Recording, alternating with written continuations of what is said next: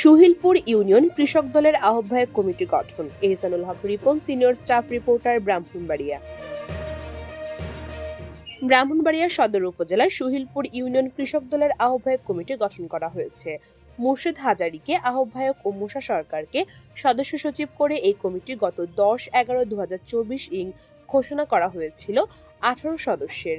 ফের 14-12-2025 রবিবার নতুন করে মোহাম্মদ হোসেন হাজারীকে যুগ্ম আহ্বায়ক ও 10 জনকে সদস্য করে 31 সদস্য কমিটির অনুমোদন হয়।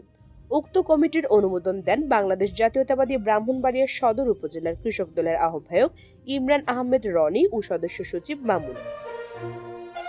এক প্রেস বিজ্ঞপ্তির মাধ্যমে সবগুলো ওয়ার্ড কমিটি সহ ঘোষিত ইউনিয়নের পূর্ণাঙ্গ কমিটি গঠন করে উপজেলার দলীয় কার্যালয়ে জমা দেওয়ার জন্য নির্দেশ দেন তারা।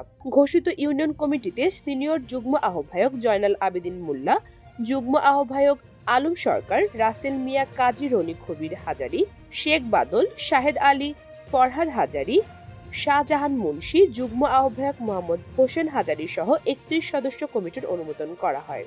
নব কমিটির আহ্বায়ক মুর্শেদ হাজারী বলেন, সংগঠনের কার্যক্রমকে আরও গতিশীল করতে আগামী কিছুদিনের মধ্যে নেতৃবৃন্দের সাথে আলোচনা করে পূর্ণাঙ্গ কমিটি গঠন করা হবে।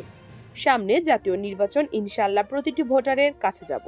আমাদের প্রার্থী ব্রাহ্মণবাড়িয়া জেলা বিএনপির সভাপতি ইঞ্জিনিয়ার খালেদ হোসেন মাহবুব শ্যামল ভাইয়ের পক্ষে কাজ করব ইনশাআল্লাহ।